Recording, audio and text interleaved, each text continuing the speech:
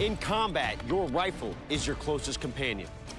Your life depends on its accuracy, ease of use, and its ability to take a beating. From the infantryman's musket to sharpshooting long rifles and bolt-action breech loaders to the firearm that made the difference in World War II, the M1 Garand.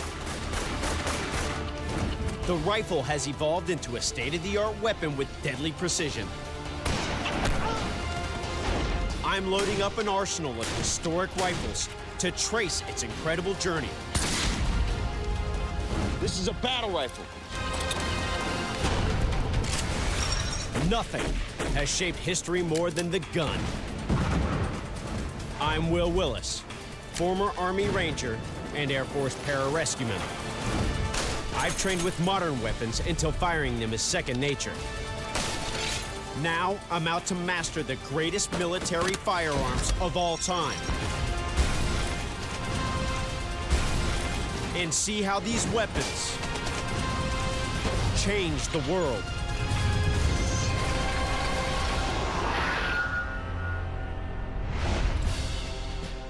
Few rifles can claim that they changed the course of history like the legendary M1 Garand.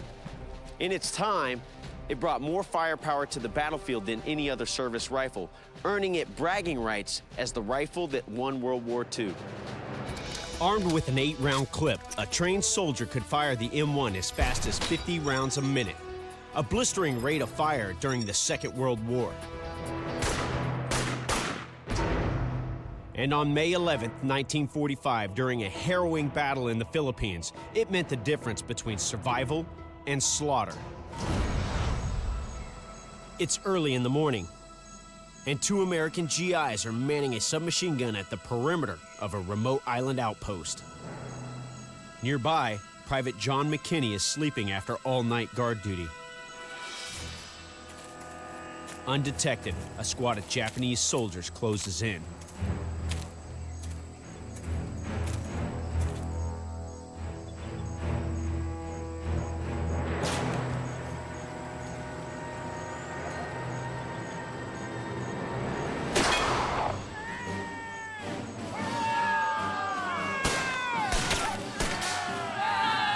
During the surprise attack, the Japanese quickly overrun the Americans at the submachine gun post. But they fail to stop Private McKinney. Armed with his M1 Garand, McKinney races to retake the machine gun and stop the Japanese from turning it on the American position. That's when 2 enemy soldiers wielding Arisaka bolt-action rifles catch McKinney in a deadly foot race to the same spot.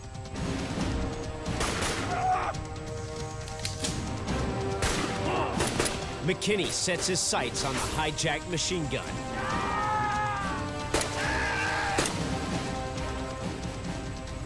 Single-handedly, Private McKinney fights off wave after wave of determined Japanese soldiers.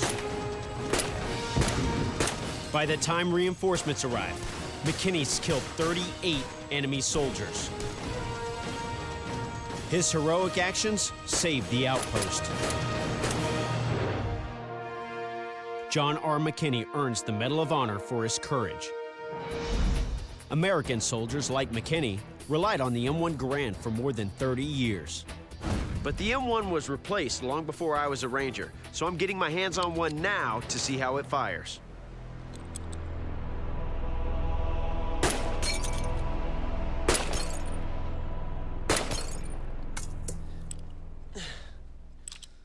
So that's cool. I love that self-ejecting magazine. It's actually called a clip. The weapon itself, long, a little heavy, but very powerful and easy to use.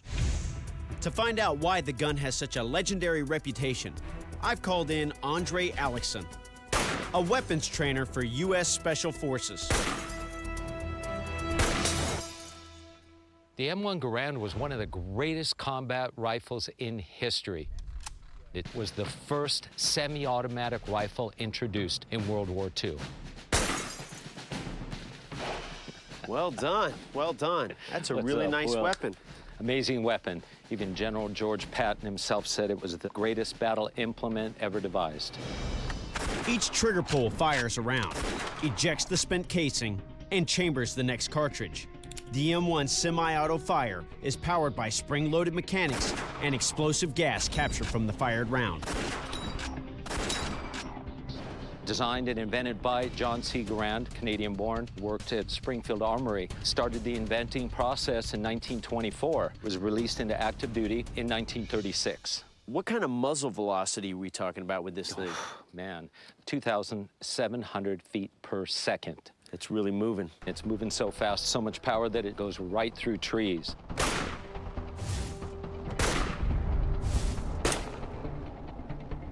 It would get you no matter what you're hiding behind. I did notice that when you ran dry on this, that clip ejected from the weapon and it made a very distinctive sound, and it seems like that would be a disadvantage. The Garand ping, it was. When the enemy heard the ping, they'd pop up and open fire. Our GIs figured out a way around that. They'd take an empty clip, keep it in their pocket, throw it down on the ground. Nazis would pop their heads up, and bam! The M1's big advantage was its semi-auto firepower and a bolt-action world. In the Pacific theater, the Japanese carried the Arisaka 99, a bolt-action rifle with a 5-round magazine. I want to see how that M1 Garand matches up against my Japanese Arisaka 99, the rifle McKinney faced in the surprise attack on Luzon. McKinney's daring actions inspire our first test, pitting these two rifles in a run-and-gun matchup. Here it is, Andre. We've recruited a couple of World War II-era soldiers on this running target system. Right. Now, they're going to be scooting about 80 feet in this direction. All right. We're going to start over there and engage on the move, All right. running parallel to them. You've already proven that you're pretty good on the M1 Garand. So I'm going to leave you to the Arisaka, and I'm going to keep the Garand to myself. Thanks. You're welcome. All right. Should be real interesting to aim, shoot, and work the bolt action while running sideways and shooting at targets. I think that's why Will gave me the Arisaka. Ready, Andre? Go!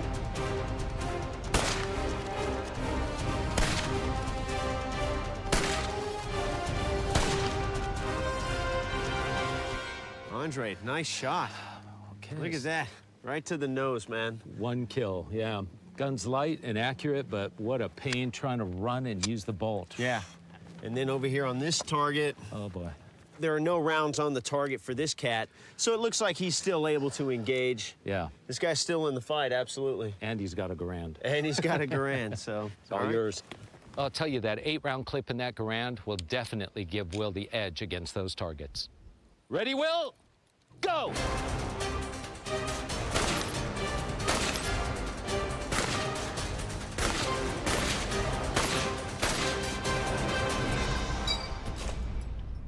All right, Andre. With my M1 Garand, I got 1, 2, 3 rounds on target on this guy. That's equipment, but you know. Put him out of the war. There you go. And then Oh, nice. 1, 2 rounds on target here. Clearly a miss, but 5 out of 7 isn't bad. I only fired 7 rounds. Good shooting. The ability to get multiple shots off faster is not the M1's only advantage over the Arisaka. The M1 Garand's hefty 30-06 cartridge has 5 millimeters more powder space than its Japanese counterpart, and that adds up for quite an impact. As a former Air Force pararescueman, I'm trained as a combat medic, and I'm really stoked about this M1 and interested to see what kind of damage it does. So I brought in an old friend, the ballistics gel torso. He's gonna give us a lot of feedback. This torso target is complete with internal organs and blood.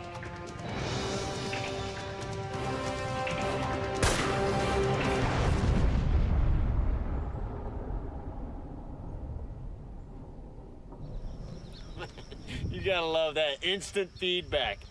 Let's check it out. What we have here is a relatively small entrance wound, but this guy's heart in his chest is exploded. The heart does not handle trauma well at all, and it'll pump all the blood in your body out into your chest cavity. This round starts to tumble and spiral, and its surface area changes as it comes through. So that kinetic energy, the way that it's bled off into the body, you've got large cavitation, you've got small cavitation, and its effect on the organs is devastating.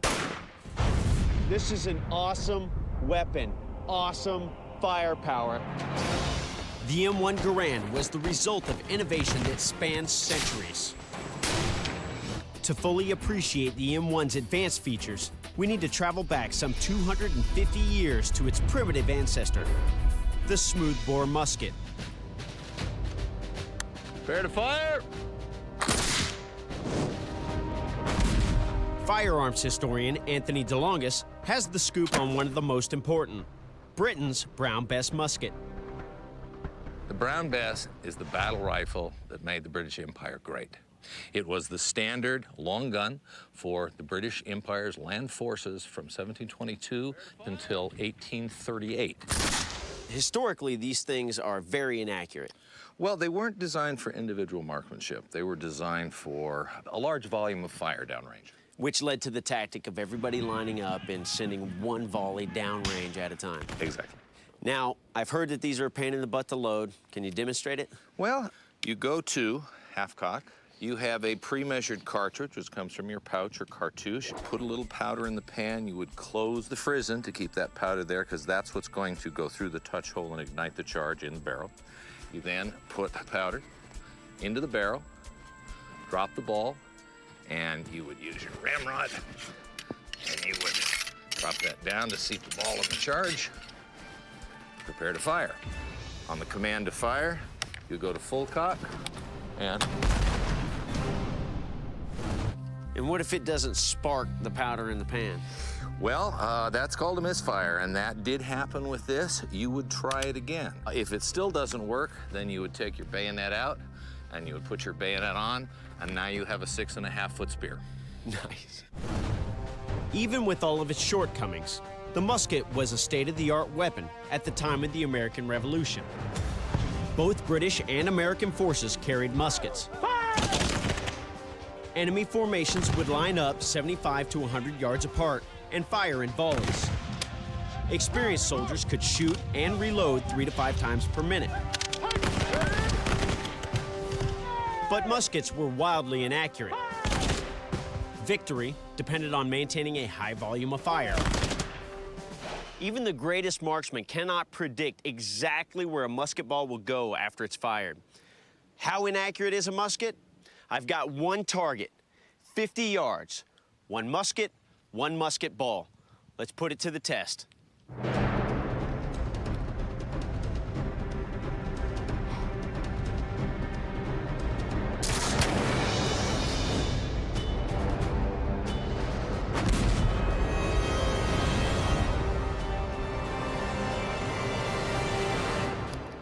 Huh, I don't even think I hit the target. Well, it felt good. Just doesn't look too good, you know what I mean? It's hard to really predict where that round's gonna land. I was aiming center mass, the round hit over here on the frame of the target, so this wouldn't have even scared this guy. The whole point of this was a mass volley, you know, where you had ranks of soldiers all shooting at the same time. But you're right, in terms of individual accuracy, that's not what it does well. But a made-in-America firearm would prove to be much more accurate, thanks to a process called rifling.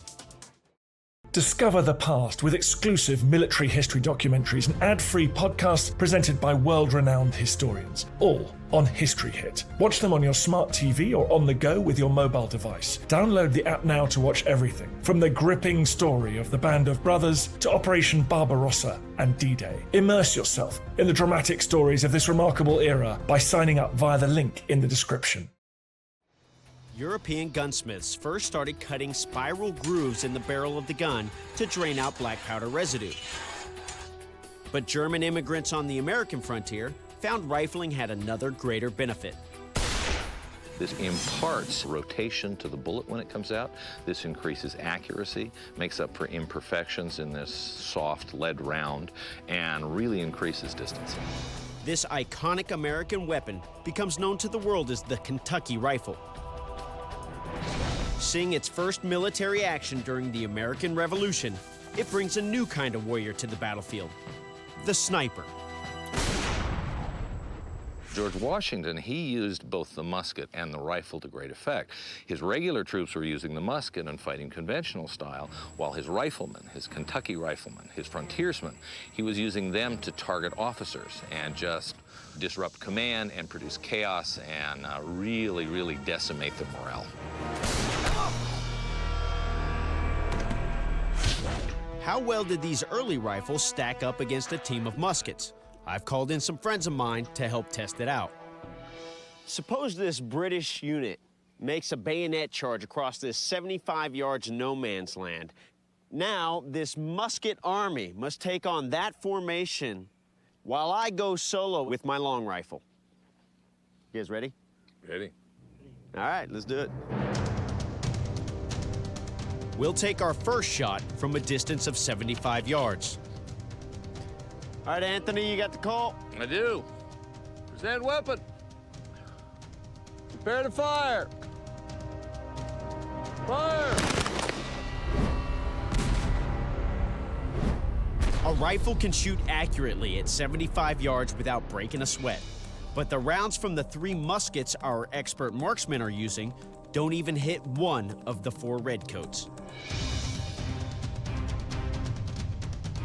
Present weapon. Prepare to fire! Fire! From 50 yards, all 3 musket rounds hit targets. And in a mass formation firefight, the volume of musket fire outweighed the accuracy gained by the more expensive rifle. All right, let's take a look at what we got. Good shooting, you guys. Got 2 rounds in the hip right there. That takes out the pelvis, devastating. Great job. All right, good shooting up here too, right across the rib cage. Great job. You're taking that guy out of the fight. Over here, missed all the way around. He's still in it to win it. This shot, we got 1 in the right hand. That's the first thing that I noticed. I mean, if he doesn't have a hand, he can't carry a weapon. Over here, nice shot, again, high on the hip. And then down here, clearly a miss. Clearly a miss. If he'd have had somebody behind him, maybe. Then over here, this guy stopped in his tracks, no doubt about it. It's awesome. Let's go see what I did. This guy right here, center mass, not too bad. He got the liver quiver too. This cat over here, he's gonna be out of that fight. He's not gonna wanna get into a hand-to-hand combat if he's got use of only one hand. So obviously the Kentucky rifle, as far as accuracy goes, a better weapon. And as far as mayhem goes, you guys got that covered. By the time of the Civil War, the lethal accuracy of the rifle made it the weapon of choice for both armies. The Confederacy favored the British-made P-53 Enfield rifle, while most Union soldiers took the Army standard issue 1861 Springfield into battle. Both rifles used paper cartridges, which carried an accurate pre-measured load of powder. The bullet itself, the mini ball, was slightly smaller than the barrel, making it easier to ram the soft lead bullet to the bottom. The base of the bullet was hollow. Exploding powder expanded the lead, so the ball engaged the rifling, spinning the ball and making its flight more accurate. There was one more advance, the percussion cap. These small copper cups contain a primer and fit over a tube that leads to the firing chamber. When the cap is struck, a spark ignites the powder, launching the bullet. Percussion caps are also immune to weather, a huge advance in dependability. But rifles of this era were still muzzle loaders, and the time it takes to reload could cost a soldier his life. By the 1870s, a solution finally proved itself, the breech-loading rifle. World speed shooting champion Spencer Hoagland is here to demonstrate. If you're shooting a breech-loading rifle, you can take cover, you can load from cover, you can fire from cover, and you really never need to expose yourself. So the basic idea is that rather than cram a round down the barrel, you bypass that and you load directly into the chamber. Right, and it wasn't until the metallic cartridge came around that became practical. The rimfire cartridge packages a bullet, gunpowder, and a primer into a single metallic case. The official U.S. Army breech-loading rifle was this 1873 Springfield trapdoor. But this wasn't the only gun in town. The same year the trapdoor was adopted, the military declined to purchase a remarkable new design, a rifle that could be loaded once and fired repeatedly, the 1873 Winchester rifle. Spencer is a 5-time world champion with the repeating rifle, and he's offered to show me a few of his trade secrets. He's going to be turning loose his 1873 Winchester rifle on these targets. He's got to hit all of them, or he's buying the beer tonight. I love classic American firearms, especially the Winchester lever-action rifles. The older firearms are just truly works of art.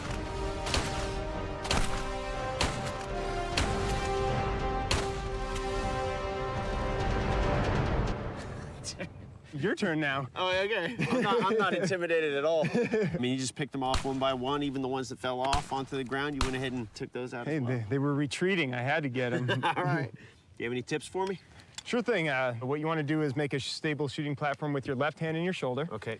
So try that, bring it up, get a sight picture, be able to move the gun around, and then simply bring your right hand in to operate the lever and pull the trigger. Okay. You can try any number of ways, just whatever's comfortable for you. All right, I'll give it a try. All right. I'm firing one of the very first lever-action repeaters, a Henry rifle from the 1850s.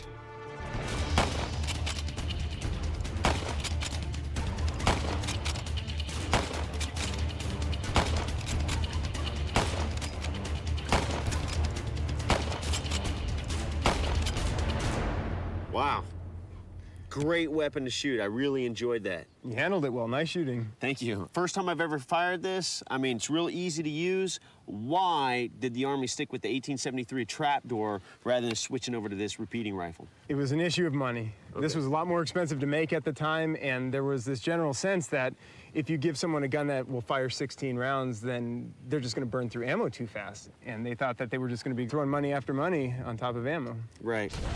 The U.S. Army learned a bitter lesson about the limits of its single-fire trapdoor rifle at the Battle of Little Bighorn. Lieutenant Colonel George Custer led his troops to a position surrounded by Cheyenne and Sioux tribe warriors. Many of the Native Americans carried Henry repeating rifles. These easily outgunned the soldiers' single-shot rifles. Within less than an hour, Custer and 210 men are killed. It's a harsh wake-up call that the Army's rifle was no longer fit for the battlefield. And it's soon followed by another shock. Technological leaps in European firearms threaten to make American rifles obsolete. All the guns I've fired so far have one major drawback on the battlefield: black powder. Every black powder round produces a cloud of smoke. Multiply that by thousands of weapons, and you end up with the fog of war. So with this trapdoor, firing that black powder, it left soldiers shooting in the dark, even in the middle of the day. Absolutely. You know how important line of sight is on the battlefield. This restricts that tremendously. And also, black powder is highly corrosive. It would foul up the bores. It would get in the mechanisms. It would just prevent the guns from working. So black powder was a big problem on the battlefield. In 1886, the French produced the Lebel rifle, the first to fire a smokeless powder round. It had a muzzle velocity faster than any rifle on the planet. Firing! And other than the muzzle flash, smokeless powder leaves no trace. The introduction of smokeless powder is truly one of the biggest advancements in firearms history. With the increased pressure, you could shoot more accurately, you could shoot further. You could even harness that recoil and make semi-auto, fully auto rifles and pistols, and it really changed the face of firearms and changed the face of battle after that. Other European nations rushed to build their own rifles that fired smokeless rounds. In 1892, the U.S. Army adopted the Norwegian-made Krag Jorgensen as its standard issue service rifle. Though the Krag fired smokeless rounds, its magazine had to be loaded one cartridge at a time. In the 1898 Spanish-American War, the Krag was easily outgunned by the German Mauser. with its rapid clip reloading. When Teddy Roosevelt became president, he pushed the Army to design a new battle rifle, the Springfield Model 1903. Here to brief me on the weapon that brought the American rifle into the modern age is former Army sniper Rick Maddox.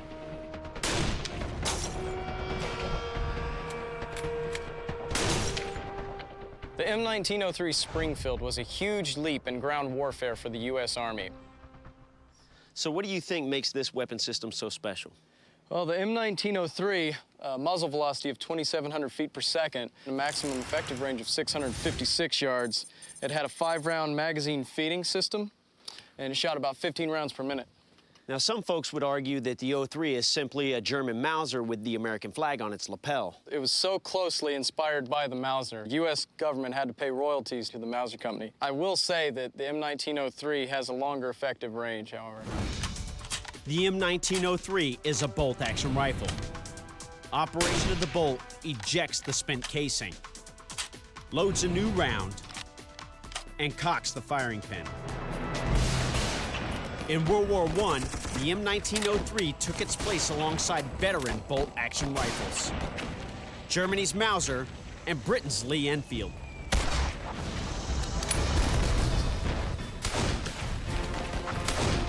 As American forces deployed in Europe, Germany unleashed a crushing assault on Allied lines.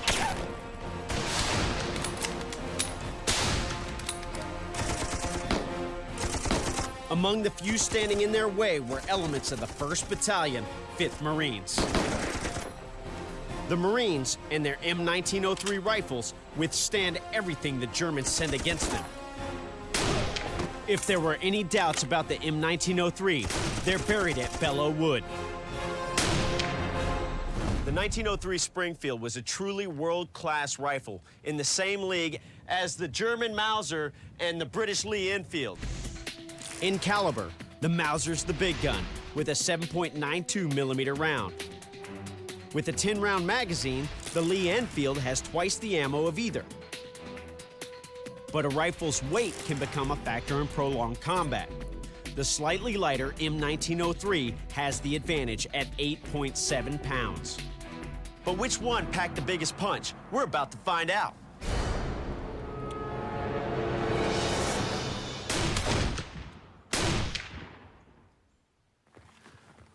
What we have here is the 30-06 from the 1903 Springfield.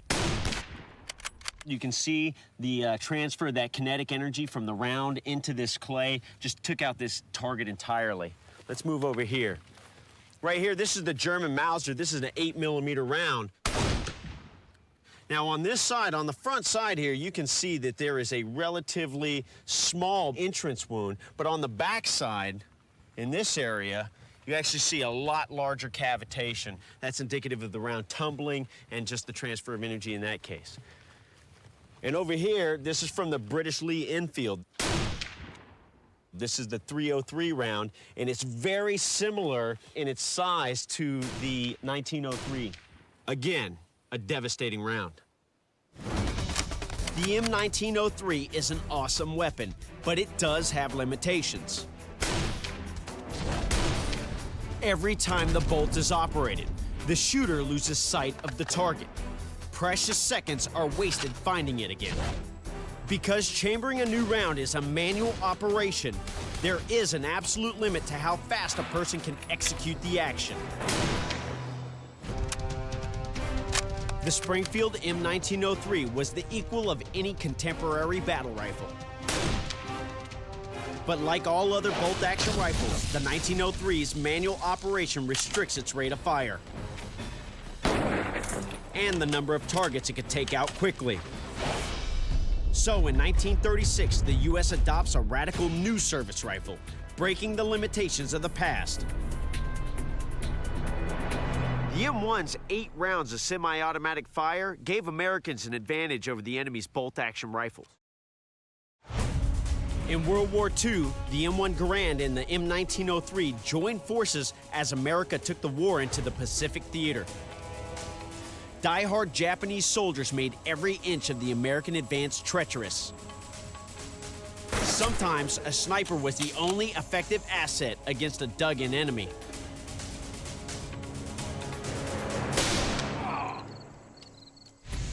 Today, the M1903 inspires gunsmiths like Trent and Todd Griswold. Silhouette, center mass, engage. Their custom tactical rifles have attracted a big following among current special operations snipers. Sniper rifles are extremely important to today's battlefield element. Now we're fighting wars where enemies are among civilians, so one well-placed shot is extremely important. The name of the game for an operator using a bolt-action rifle is accuracy. When it comes down to making a shot that counts, it certainly is the tool of choice.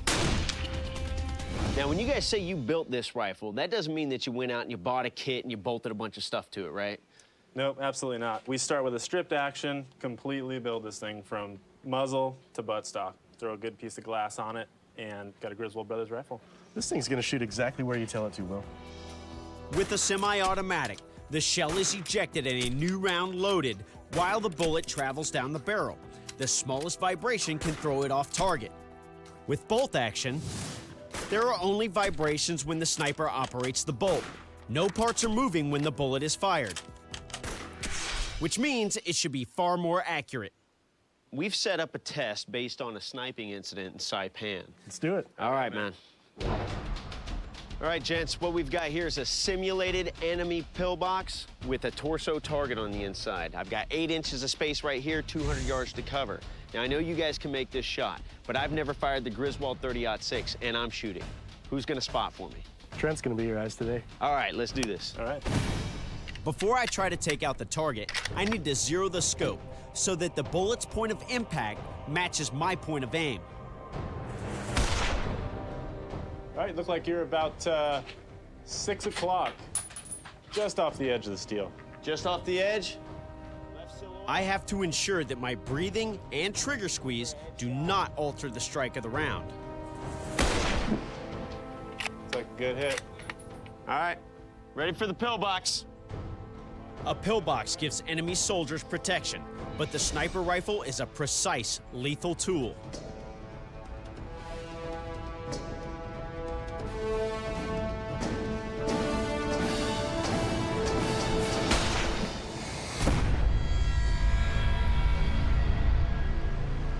Right in his throat, center mass.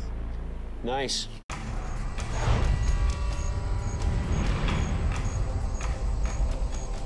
One of the best-known snipers ever to pick up a rifle is U.S. Marine Gunnery Sergeant Carlos Hathcock. Hathcock racked up 93 confirmed kills in Vietnam.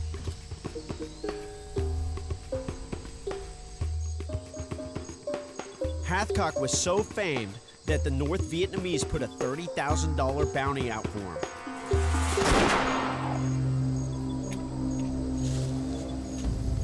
A bounty he made sure no enemy sniper ever collected.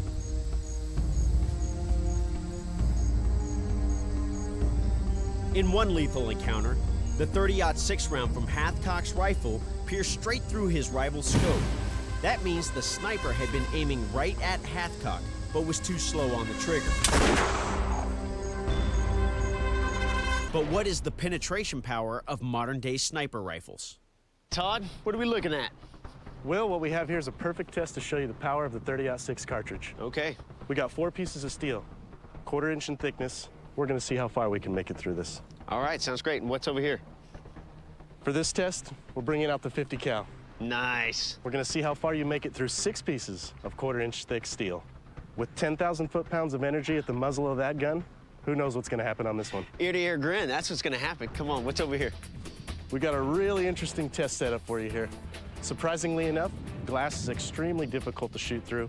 Depending on the angle and what you're trying to hit behind it, it's gonna be interesting to see what happens on this one. All right, let's check it out. All right, Will, let's get that tube up on those 4 plates of steel. Okay.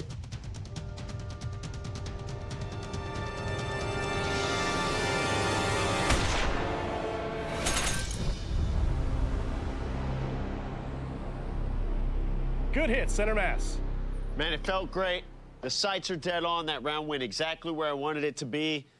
I mean, this is a great weapon. The trigger squeeze, so light, it's awesome. Wow. Looks like we went through 2 and dinged the 3rd pretty good. It's quite a bit of velocity. This is thicker than a car door, you know Absolutely. what I mean? And then going through 2 pieces of that, plus doing some damage to this. That didn't hit with just a little bit of force, you know what I mean? That's why they teach soldiers to hide behind the wheel wells and the engine block. We don't hide behind doors anymore. This stuff will do real damage. What's next? Weapon's hot. All right, spotters up. Green light on the windshield. Green light on the windshield.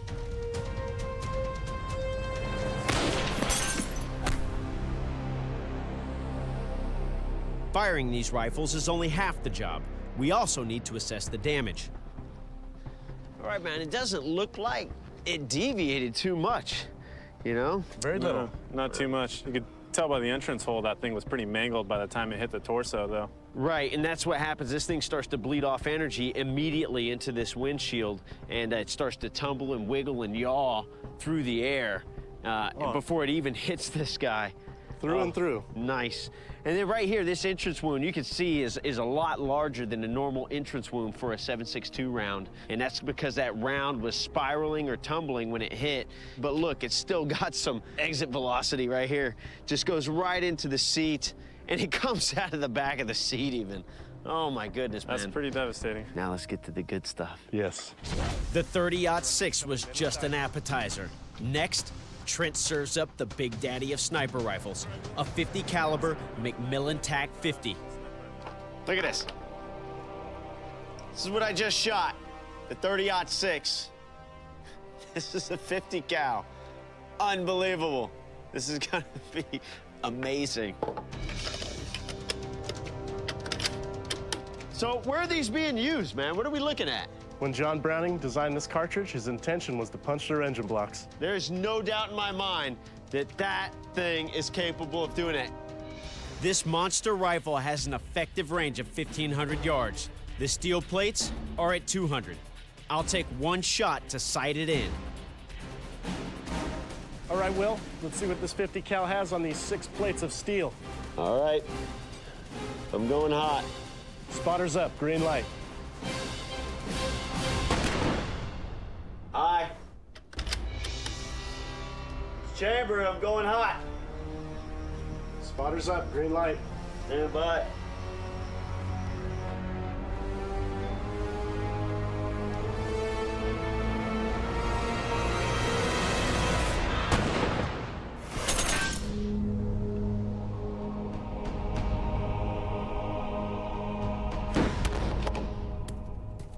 Nice.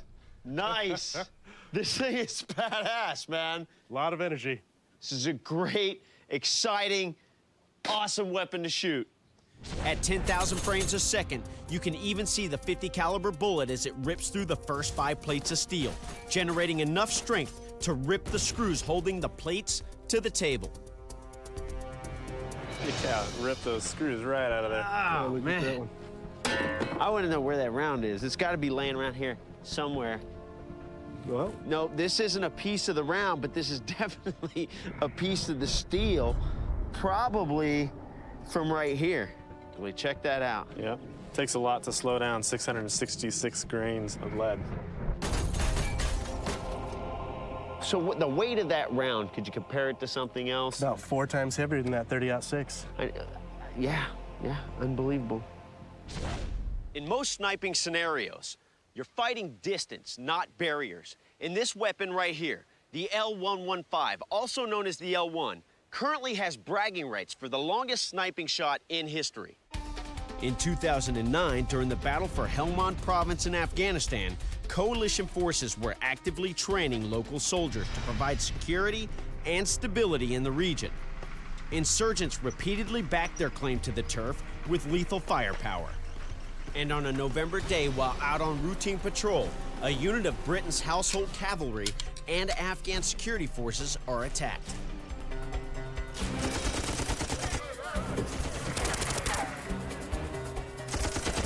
At the rear of the convoy, Corporal of Horse Craig Harrison, the sniper for the British unit, is more than 1.5 miles from the firefight, well beyond the effective range for most rifles. But far ahead, Harrison's commander and the rest of the unit are under heavy fire.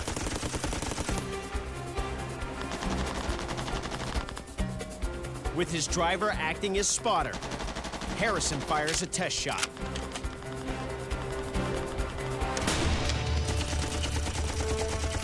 Then another. Each one tells him a little more about adjusting for the extreme distance.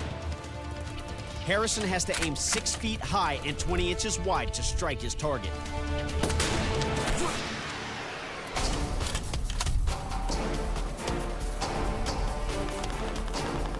Though the bullets move at nearly 3 times the speed of sound, seconds pass before they arrive. Craig Harrison got his unit out of a jam and set the world record for longest sniping shot, 8,120 feet. That's more than 1.5 miles. This is the type of rifle Harrison used for his double hit, an Accuracy International L115, and I can't wait to shoot it. All right, Will, today we got a target out of 200 yards, 2 football fields out, but when you hit this, you'll know it.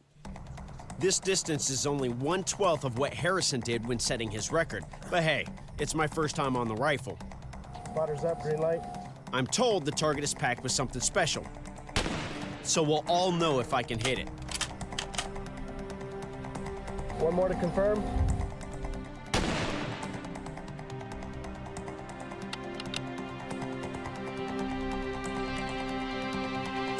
Spotters up, green light.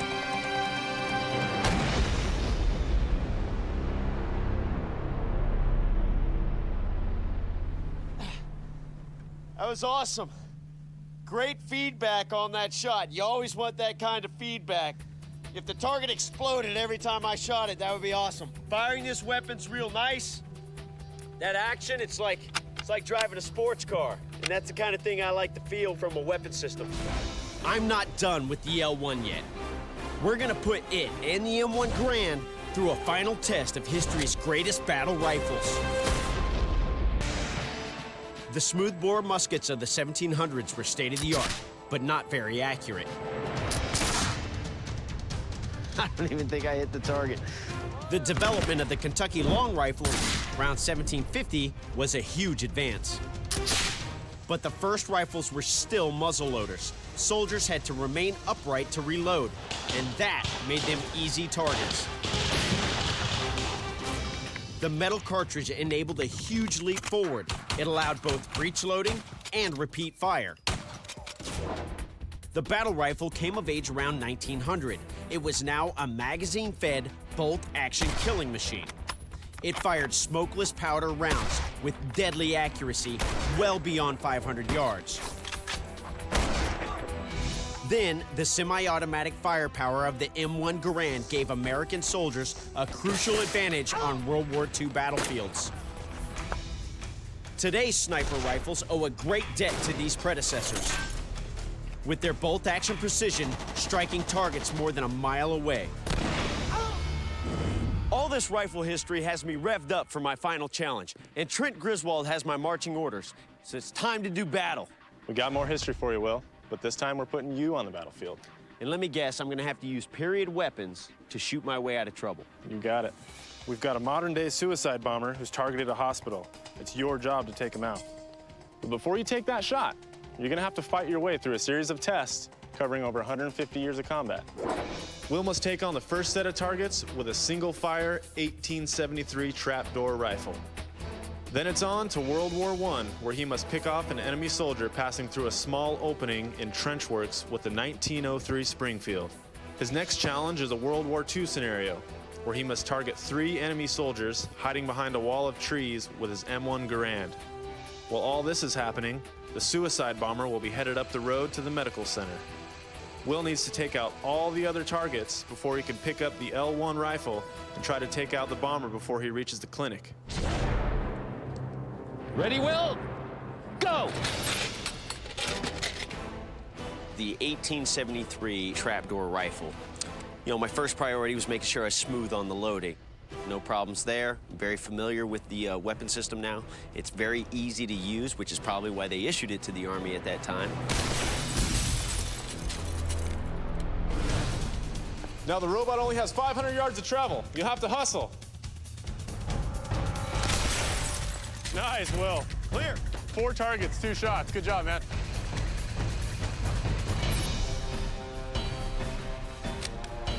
The 1903 Springfield bolt-action rifle. It's a nice weapon to have. It feels good in your hands. But in current conflicts where you might have to engage rapidly an enemy who has a semi-automatic rifle, not the best thing to have in that situation. You want something that's going to chamber rounds more quickly so that you can engage more quickly.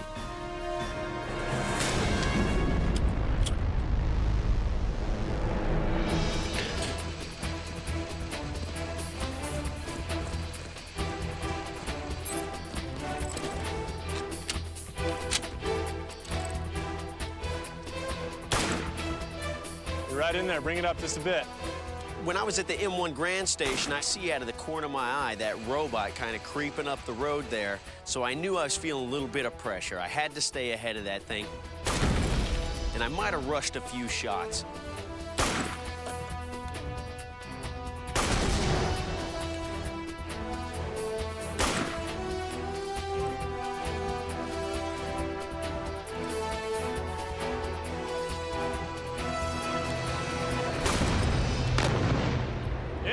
Go. All right. The robot was ahead of me when I took off out of there, so I knew I had to pick up the pace and really pull off a nice, clean, tight shot at that last station. Trent, you got me? Gotcha, Will. Send it.